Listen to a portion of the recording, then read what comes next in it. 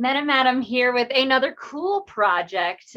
This one is on the Ethereum network, and it is a National Parks NFT project. It's super cool. Look at these little like floating island looking NFTs.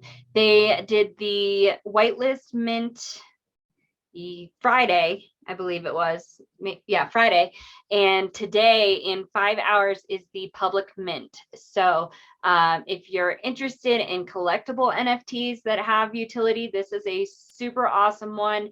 So basically, the owners of these NFTs will have access to special perks. It's not officially backed by like the federal government or the National Park Service or anything like that, but they are doing giveaways for national park passes for NFT holders.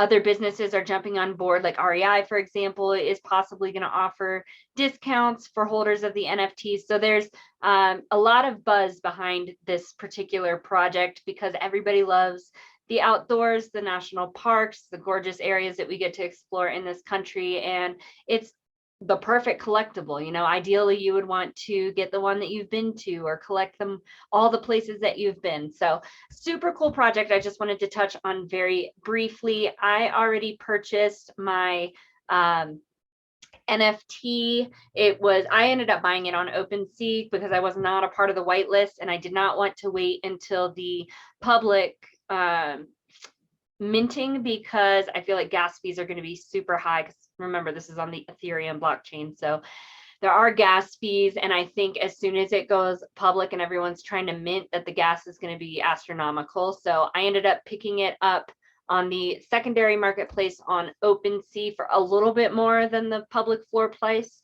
The floor price is going to be 0.07. That's what it's going to cost for the public to mint and be the first person to own that NFT. So I paid a little bit more, but I probably saved a lot in gas. So it's probably kind of a wash. The cool thing about this is until all the NFTs are minted, 24 hours after they're all minted, that's when you figure out what park you get. So I don't even know what I've gotten yet. I'm obviously hoping for a big one like Yellowstone or Rocky Mountain National Park, anything like that, because those are places I've been, places I'm near. So I think it'll be exciting to see, but I imagine like Yellowstone's probably the rarest of the rare because that's one of the bigger ones. But we'll see. So within 24 hours after, probably maybe later tomorrow or the next day, is when I will see which one I receive. So I will do a video and show you guys what I ended up getting, but I wanted to go over this project briefly so that you can try to get in on the public mint if you're interested. Otherwise, just go over to OpenSea.